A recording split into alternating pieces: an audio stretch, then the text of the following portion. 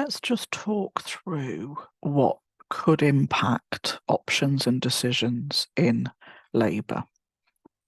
And these are things that aren't like emergencies. These are just things that can happen that impact how your baby might be born, or kind of what you need when you're in labour. And I think it's really important to go over these, and there will be another video which covers this in much greater detail, but this is an overview of the things that could impact those decisions, and your options.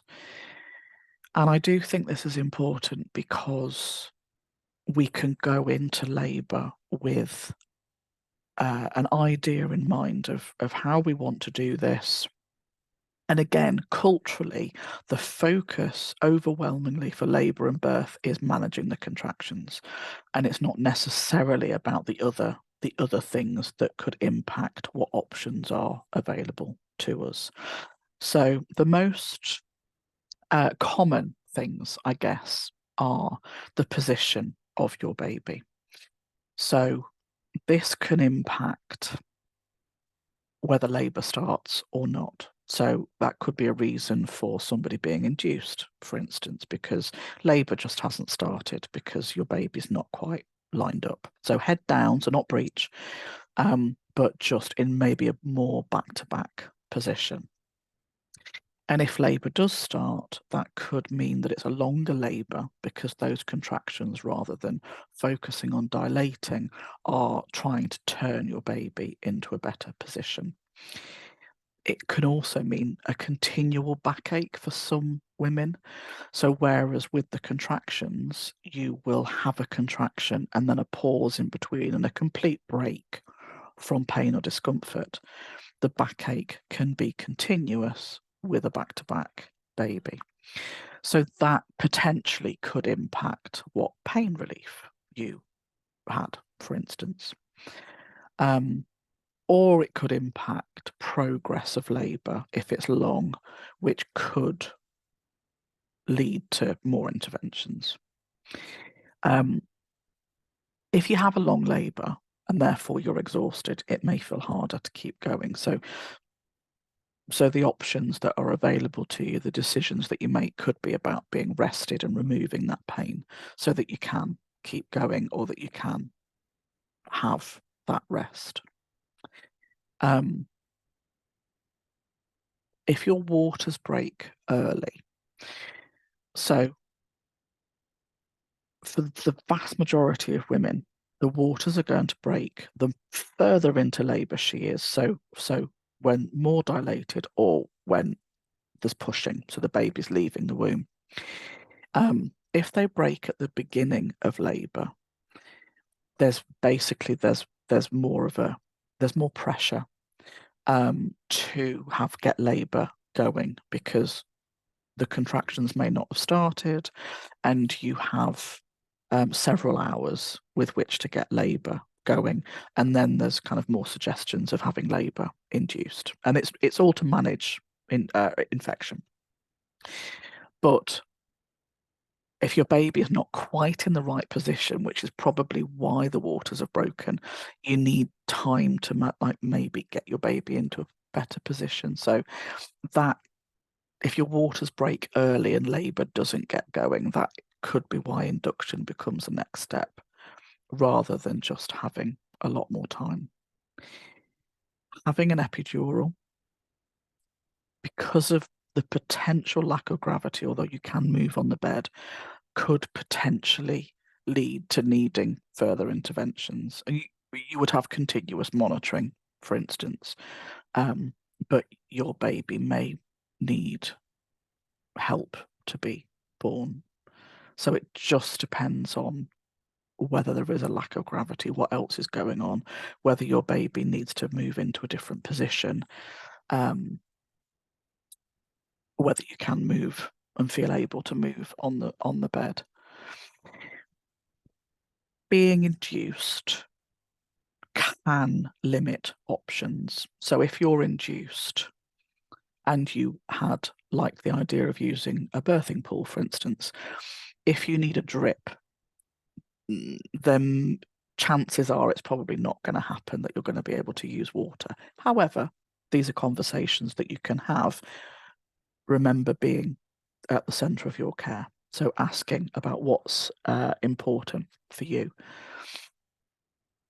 If your baby is continuously monitored, that may require you to be on a bed. It shouldn't.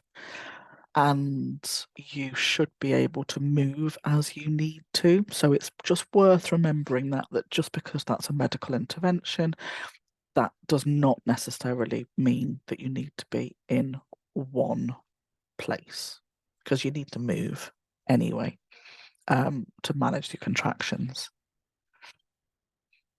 If you have a fast labour, because maybe more likely this is your second or third baby, those contractions can feel quite intense with very little pause in between. So if labour's fast, it could be that there are fewer pain relief options available to you simply because there is not the time. So it might be that you have to just breathe, maybe with some gas and air, and do it because it's just so intense. It just depends how fast this is.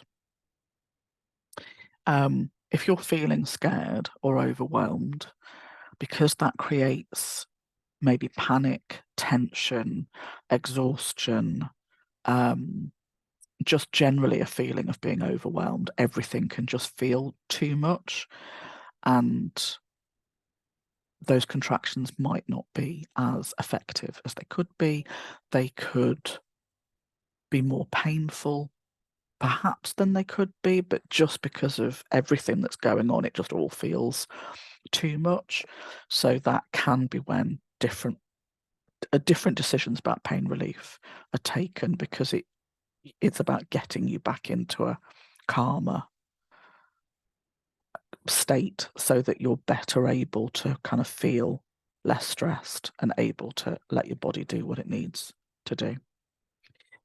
And if you have really intense contractions, you might need a break from them. So it depends on the bigger picture of what's happening and how fast labour is with those intense contractions. But it could be that with some good support and feeling safe and reassured that that's enough. But, until labour starts and you experience these contractions, then you can kind of truly understand what it is that you might need in the form of pain relief and support from other people as well. So these are the things that until labour starts, then you kind of get a true picture for what it is that you might need next. And because of this, I say to every expectant parent I work with, as part of preparation, never rule anything out, because it's unpredictable. And until you're in it, you don't truly know. Think beyond your ideal birth, because other things could become important and necessary. And if you have a bit more information about those things, such as being induced or having an epidural or having a C-section, then you can have a better understanding of those things. And it means that you can make better decisions and be part of things, rather than feeling like labour and birth have gone down an unplanned path that you weren't prepared for, and that just feels too big and maybe scary. So a little bit of information and a little bit of preparation for all births really does go a long way. And I think that definitely has a place. So being aware of what could impact your options and your decisions is a good thing. Just reading a bit more about that and